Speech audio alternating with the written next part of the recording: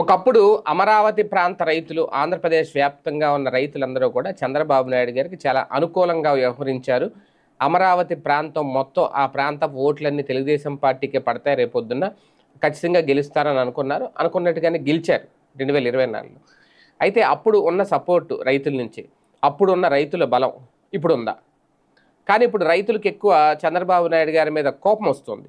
ఎందుకు కోపం వస్తుంది? ఎందుకు ఆగ్రహం వ్యక్తం చేస్తున్నారు? బాబు గారి నిర్ణయాలు ఎందుకు యాక్సెప్ట్ చేయట్లేదు? అప్పట్లో 34,000 ఎకరాలు సేకరించారంటే రైతులు సేకరించబట్టే కదా! ఇప్పుడు మరో 45,000 ఎకరాలు సమీకరించడానికి రైతులు ఎందుకు సహకరించట్లేదు? అంటే అప్పుడు చేసిన తప్పిదం. అప్పుడు గనక చెప్పినట్టు ఇస్తానన్న ప్రయోజనాలు, చేస్తానన్న ప్రయోజనాలు చేసి, ఇస్తానన్న రిటర్నబుల్ ఫ్లాట్లు ఇచ్చుంటే, వాళ్ళకి వైద్యం, విద్య ఇవన్నీ ఉచితంగా అందిస్తామని చెప్పారు. అవన్నీ చేసుంటే ఖచ్చితంగా ఇప్పుడు నమ్ముండేవారు. కానీ ఆ పరిస్థితి అప్పుడు చేయలేదు. అంటే ఒక రకంగా రైతుల విషయంలో కూడా బాబు గారు ఇచ్చిన మాట నిలబెట్టుకోలేదు అనేది వాళ్ళ మనసులో బలంగా ఉంది. అందుకని ఇప్పుడు ఆ ప్రాంతంలోనే మిగిలిన రైతులు ఇంకా భూములు కావాల్సి అంటే వాళ్ళు ముందుకొచ్చి మేము ఇవ్వమని చెప్తున్నారు, మేము త్యాగాలు చేయలేమని చెప్తున్నారు. దానికి రకరకాల కారణాలు ఉండొచ్చు. అప్పటికి ఇప్పటికీ భూమి వాల్యూ పెరుగుతుంది.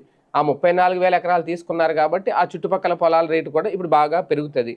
అంతే తప్ప పాత రేటు ప్రకారం మీరు భూములు ఇచ్చేయండి, మీకు ప్రయోజనాలు కల్పిస్తామంటే ఎవరు సిద్ధపడతారు ఇవ్వడానికి?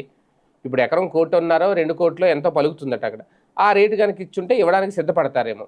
అంతేగాని లేదు లేదు మీకు ఆ కౌలు అన్న ఏదో 30,000 ఎంత ఇస్తారట ఏడాదికి, ఆ డబ్బులు ఇస్తాం, మీకు ఉచితంగా వైద్యం ఇస్తాం, విద్య అందిస్తాం మీ పిల్లలకి, రేపొద్దున మీకు రిటర్నబుల్ ఫ్లాట్లు ఎక్కడో ఒక చోట ఇస్తామంటే అంగీకరించట్లేదు. అదే ఆ రిటర్నబుల్ ఫ్లాట్లు ఎక్కడిస్తారు, కమర్షియల్ ఫ్లాట్లు ఎక్కడిస్తారు అనేది ముందే చెప్పుంటే, గతంలో తీసుకున్న 34,000 ఎకరాలకు సంబంధించిన రైతులు కూడా ఇచ్చేసి ఉండుంటే ఇప్పుడు నమ్మకం కుదిరేది. కానీ ఆ పని జరగలేదు. దాంతో ఇప్పుడు రైతులు ఆగ్రహం వ్యక్తం చేస్తున్నారు. భూములు ఇవ్వడానికి సిద్ధపడట్లేదు. చంద్రబాబు నాయుడు గారు ముందున్న ఆప్షన్ ముందు అలాగని చెప్పి వాళ్ళని సెట్ చేస్తారా, ఇస్తారా అంటే ల్యాండ్ బ్యాంక్ కోసం చూస్తున్నారు. ప్రభుత్వం దగ్గర ఎన్ని ఎకరాల ల్యాండ్ బ్యాంక్ ఉంటే, ఎన్ని వేల ఎకరాల ల్యాండ్ బ్యాంక్ ఉంటే అన్ని పరిశ్రమలు భారీగా వస్తాయి. తద్వారా ఆంధ్రప్రదేశ్ అభివృద్ధి చెందుతుంది.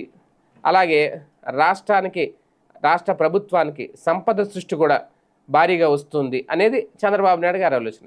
దానికి ఖచ్చితంగా రైతులు సహకరించాలి. కాకపోతే ఆగ్రహం వ్యక్తం చేస్తున్నారు. మరి ఎలా కూల్ చేస్తారు వాళ్ళని చూడాలి.